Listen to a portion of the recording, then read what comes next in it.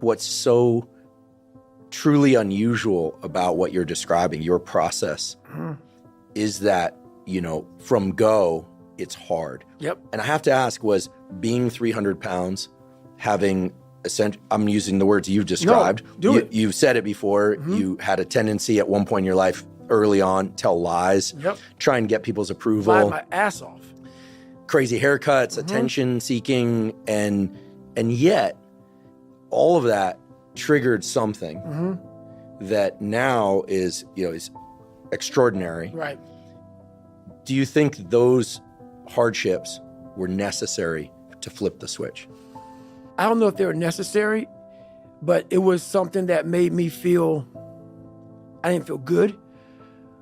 It was easy. The brain that I was given as a child, it was easy to go home and think about how do I want to be a freak today? How do I want to show up to school today and be a freak? It didn't require me going home and opening a book up saying, it's going to take me all year to learn this fucking page. So instead of learning that page, I learned how to become a character. And maybe that character that I created, that 300-pound insecure guy that used to fake it till I make it type of guy, let me become your friend, let me lie to you until you like me type of guy. When you have any manhood, womanhood, a human being, a soul, a spirit, I must have just this much pride, because that's exactly what opened the door for me. Because every day you were a character, every day you were a clown, every day you opened that Spanish book or that science book or English book, and you looked at it, it looked like a foreign language. And you're saying, where do I start? Where do I start? And obviously it was necessary. The more I talk about it, it was necessary, because what happened is I became haunted by the mere fact that this is my existence. And you got to live with that. And I lived with it for a lot of years until I sat back and said, okay, all right, I know what this takes. And when you sit back, as fucked up as I was, and I had a laundry list, a table like this of what I have to do to become just a human being that can make ends meet, that can make $1,000 a month just to get there, was like, oh my God, dude, I'm 16, 17, I can't read, I can't write. And oh my God, I'm so behind the power curve, and my brain is about being depressed, and my dad beat, my mom's not home, and kids are calling me nigger at school. And I'm like, oh my God, man, what the do I do? And it wasn't like someone came around and said, hey man, you can do this. This is all me. Some people know, where's this cold man come from? I'm not trying to be cold. It's the reality of my life. It's the reality of a lot of people's lives. And so, yeah, that had to happen for me to be haunted, to pull out, to extract the guy at the end of the day. That haunting is something that's still there today. Because no matter how much you improve, no matter how much you change who you are, it's not permanent. You don't just wake up and say, oh my God, man, you're David Goggins, you break records, you do this, you do that. People want to know, how are you able to just be so hard? Because I never turned the fucking thing off. Because once it turns off, I go right back to the David Goggins that is. And that's the guy that I'm constantly fighting every day. The law of repression. People are rarely who they seem to be. Lurking beneath their polite, affable exterior is inevitably a dark shadow side consisting of the insecurities and the aggressive, selfish impulses they repress and carefully conceal from public view. This dark side leaks out in behavior that will baffle and harm you. Learn to recognize the signs of the shadow before they become toxic. See people's overt traits, toughness, saintliness, etc. As covering up the opposite quality, you must become aware of your own dark side. In being conscious of it, you can control and channel the creative energies that lurk in your unconscious. By integrating the dark side into your personality, you will be a more complete human and will radiate an authenticity that will draw people to you. keys to human nature. If we think about the people we know and see on a regular basis, we would have to agree that they're usually quite pleasant and agreeable. For the most part, they seem pleased to be in our company, are relatively upfront and confident, socially responsible, able to work with a team, take good care of themselves, and treat others well. But every now and then with these friends, acquaintances and colleagues, we glimpse behavior that seems to contradict what we normally see. What we glimpse in these moments is the dark side of their character, what the Swiss psychologist Carl Jung called the shadow. The shadow consists of all the qualities people try to deny about themselves and repress. This repression is so deep and effective that people are generally unaware of their shadow. It operates unconsciously. When we experience those moments when people reveal the dark side, we can see something come over their face. Their voice and body language is altered, almost as if another person is confronting us. The features of the upset child suddenly becoming visible. We feel their shadow as it stirs and emerges.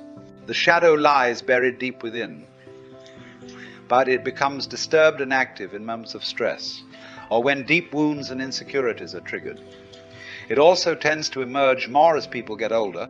When we are young, everything seems exciting to us, including the various social roles we must play.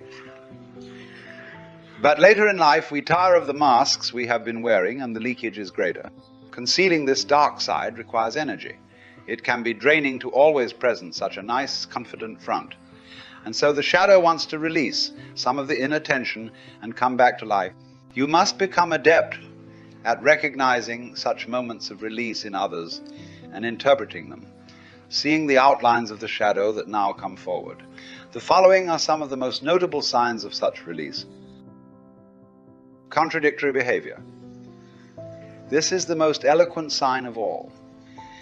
It consists of actions that belie the carefully constructed front that people present. For instance, a person who preaches morals is suddenly caught out in a very compromising situation. The strange contradictory behavior is a direct expression of the shadow. Emotional outbursts. A person suddenly loses his or her habitual self-control and sharply expresses deep resentments, or says something biting and hurtful. In the aftermath of such a release, they may blame it on stress. They may say they did not mean any of it, when in fact the opposite is the case.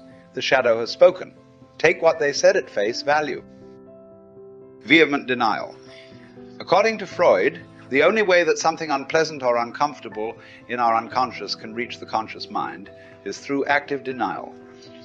We express the very opposite of what is buried within. This could be a person fulminating against homosexuality, when in fact he or she feels the opposite. You must reinterpret the denials as positive expressions of shadow desires. Accidental behavior. People might talk of quitting some addiction, or not working so damned hard, or staying away from a self-destructive relationship. They then fall into the behavior they spoke of, trying to avoid, blaming it on an uncontrollable illness or dependency. This salves their conscience for indulging their dark side. They simply can't help it. Ignore the justifications and see the shadow operating and releasing. Also remember that when people are drunk and behave differently, often it is not the alcohol that is speaking, but the shadow. Over-idealization. This can serve as one of the most potent covers for the shadow. Let us say we believe in some cause, such as the importance of transparency in our actions, particularly in politics. We see everything in black and white terms. Our cause is moral, modern and progressive. The other side, including doubters, is evil and reactionary. By over-idealizing a cause, person or object, people can give free rein to the shadow. That is their unconscious motivation. The bullying, the manipulations, the greed that comes out for the sake of the cause or product should be taken at face value, the overly strong conviction providing simple cover for repressed emotions to play themselves out. Relating to this, in arguments people will use their powerful convictions as a perfect way to disguise their desires to bully and intimidate. Projection. This is by far the most common way of dealing with our shadow because it offers almost daily release. We cannot admit to ourselves certain desires for sex, for money, for power, for superiority in some area, and so instead we project those desires onto others. For instance, we accuse another person in some conflict of having authoritarian desires.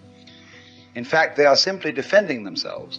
We are the ones who secretly wish to dominate, but if we see it in the other side first, we can vent our repressed desire in the form of a judgment and justify our own authoritarian response. Remember, behind any vehement hatred is often a secret and very unpalatable envy of the hated person or people. It is only through such hate that it can be released from the unconscious in some form. Consider yourself a detective when it comes to piecing together people's shadow. Through the various signs you pick up, you can fill in the outlines of their repressed desires and impulses. This will allow you to anticipate future leakage and odd shadow. Like behavior. Rest assured, such behavior never occurs just once, and it will tend to pop up in different areas. We can never alter human nature through enforced niceness. The pitchfork doesn't work, nor is the solution to seek release for our shadow in the group, which is volatile and dangerous. Instead, the answer is to see our shadow in action and become more self-aware. It is hard to project onto others our own secret impulses or to over-idealize some cause, once we are made aware of the mechanism operating within us. Through such self-knowledge, we can find a way to integrate the dark side into our consciousness, productively and creatively. In doing so, we become more authentic and complete, exploiting to the maximum the energies we naturally possess. Deciphering the shadow, contradictory behavior. In the course of your life, you will come upon people who have very emphatic traits that set them apart and seem to be the source of their strength. Unusual confidence, exceptional niceness and affability, great moral rectitude and a saintly aura, toughness and rugged masculinity, and intimidating intellect. If you look closely at them, you may notice a slight exaggeration to these traits, as if they were performing or laying it on just a little too thick. As a student of human nature, you must understand the reality. The emphatic trait generally rests on top of the opposite trait, distracting and concealing it from public view. Your task is simple. Be extra wary around people who display such emphatic traits. It is very easy to get caught up in the appearance and first impression. Watch for the signs and emergence of the opposite over time. It is much easier to deal with such types once you understand them. The following are 7 of the most common emphatic traits that you must learn to recognize and manage appropriately. The tough guy. He projects a rough masculinity that is intended to intimidate. Do not be fooled by appearances. Such men have learned to conceal an underlying softness, an emotional vulnerability, from deep within that terrifies them. You must not let yourself be intimidated by the front, but also be careful to not stir up their deep insecurities by seeming to doubt their tall tales or masculine nature. They are notoriously touchy and thin-skinned, and you might detect a micropout on their face if you trigger their insecurities before they cover it up with a fierce scowl. If they happen to be a rival, they are easy to bait into an overreaction that reveals something less than tough. The saint. These people are paragons of goodness and purity. This saintly exterior developed early on as a way to disguise their strong hunger for power and attention, or their strong sensual appetite. And once they are in power, the shadow will have space to operate. There are genuine saints out there, but they do not feel the need to publicize their deeds or grab power. To distinguish between the real and the fake, ignore their words and the aura they project, focusing on their deeds and the details of their life. How much they seem to enjoy power and attention. The astonishing degree of wealth they have accumulated, the number of mistresses, the level of self-absorption. Once you recognize this type, do not become a naive follower. Keep some distance. If they are enemies, simply shine a light on the clear signs of hypocrisy. The passive, aggressive charmer. These types are amazingly nice and accommodating when you first meet them, so much so that you tend to let them into your life rather quickly. Then something ugly occurs, a blow-up, some act of sabotage or betrayal, so unlike that nice, charming person you first befriended. The truth is that these types realize early on in life that they have aggressive, envious tendencies that are hard to control. Over many years, they cultivate the opposite facade. Their niceness has an almost aggressive edge. Through this stratagem, they are able to gain social power. Your best defense is to be wary of people who are too quick to charm and befriend, too nice and accommodating at first. Keep your distance and look for some early signs, such as passive, aggressive comment. If you notice that, somewhat out of character, they indulge in malicious gossip about someone, you can be sure the shadow is speaking and that you will be the target of such gossip one day. The fanatic. You are impressed by their fervor in support of whatever cause. But at the key moment when they could possibly deliver what they have promised, they unexpectedly slip up. They become indecisive at the wrong moment, or burn themselves out and fall ill, or take such ill-conceived actions that it all falls apart. You will notice in their past some shifts in their belief system, sometimes radical. That is because it is not the particular belief that matters, but the intense conviction.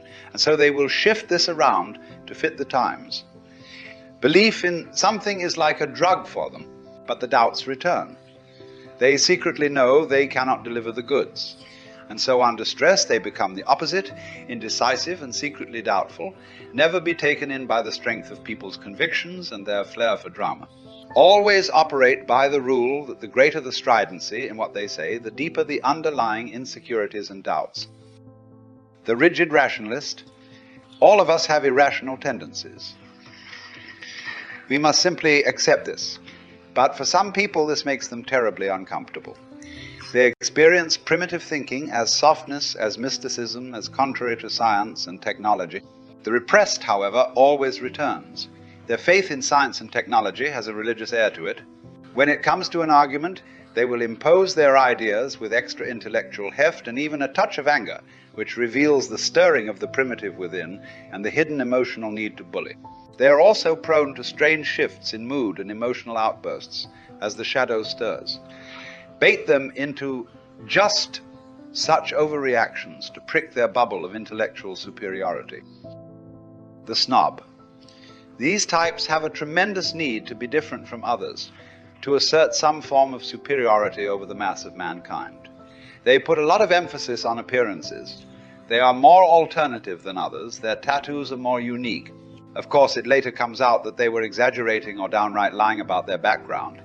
The truth is that banality is part of human existence.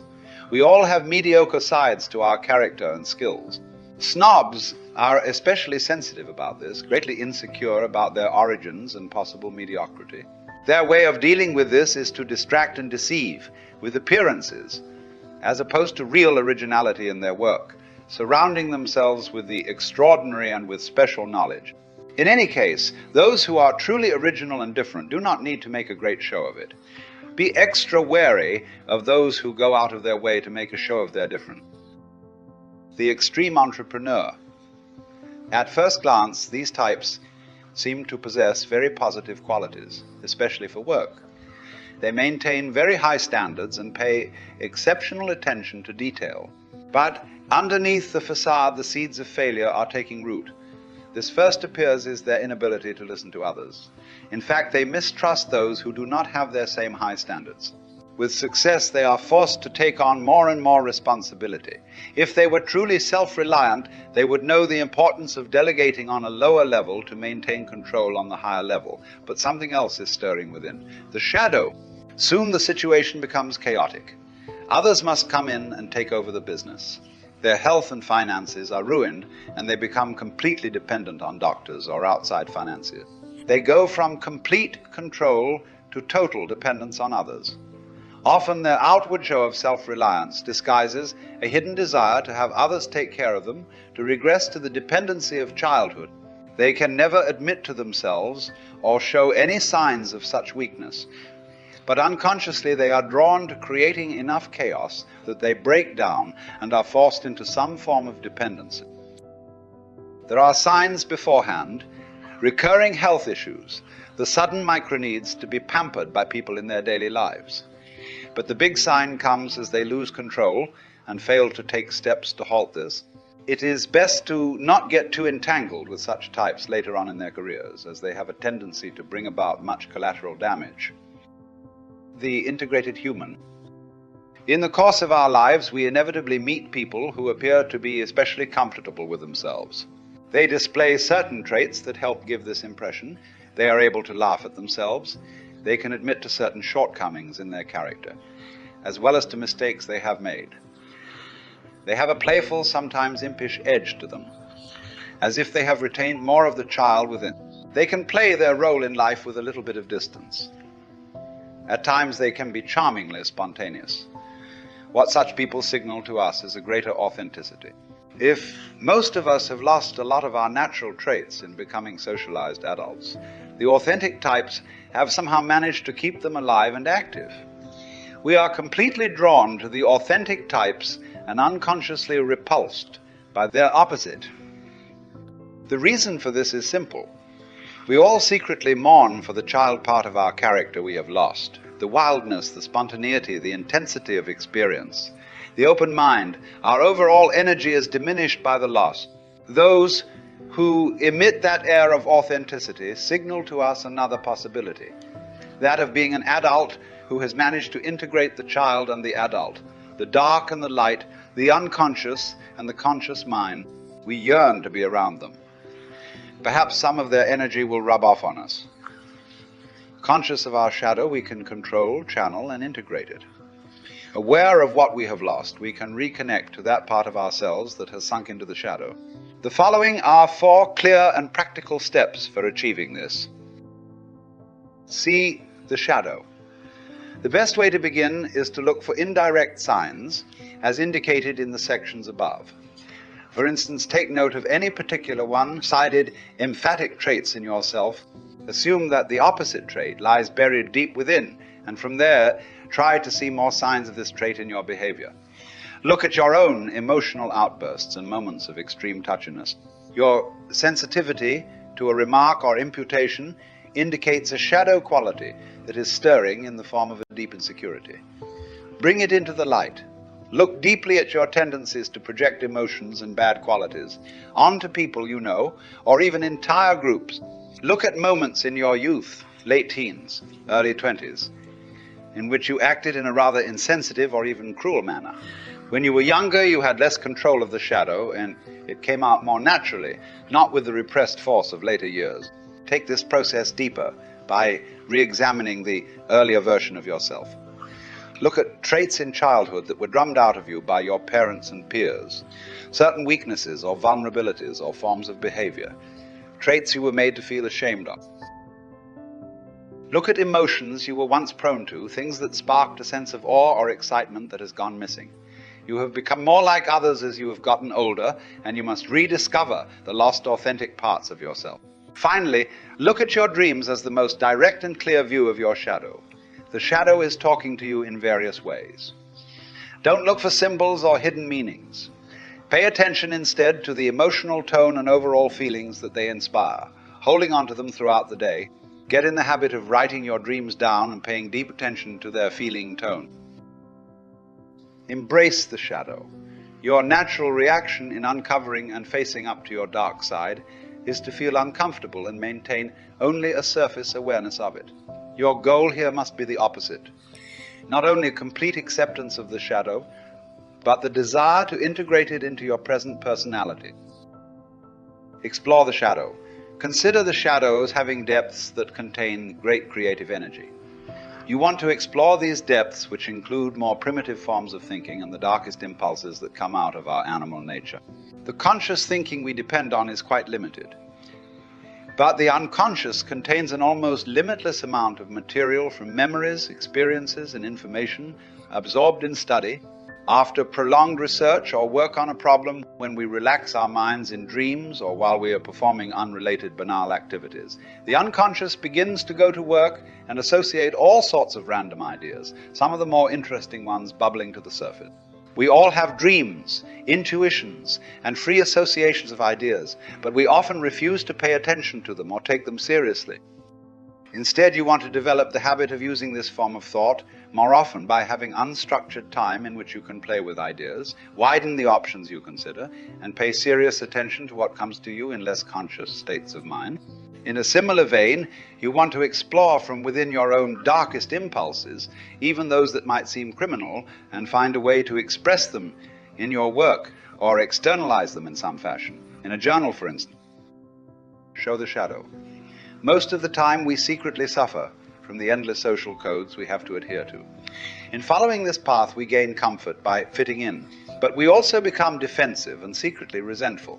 At the same time, our shadow will show itself, but unconsciously, in explosive fits and starts, and often to our detriment.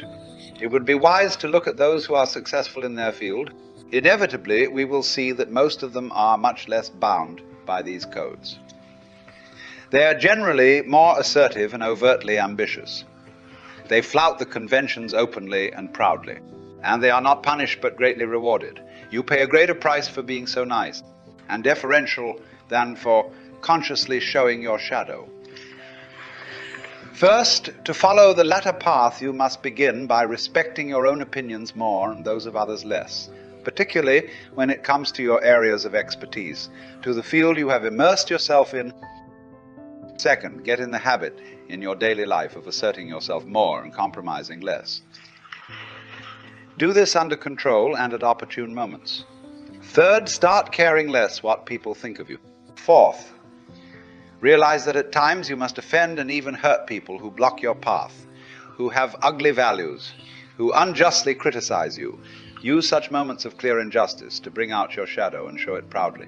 Fifth, feel free to play the impudent, willful child who mocks the stupidity and hypocrisy of others. Finally, flout the very conventions that others follow so scrupulously. In general, consider this a form of exorcism. Once you show these desires and impulses, they no longer lie hidden in corners of your personality, twisting and operating in secret ways. You have released your demons and enhanced your presence as an authentic human. In this way, the shadow becomes your ally. Unfortunately, there is no doubt about the fact that man is, as a whole, less good than he imagines himself or wants to be. Everyone carries a shadow, and the less it is embodied in the individual's conscious life, the blacker and denser it is.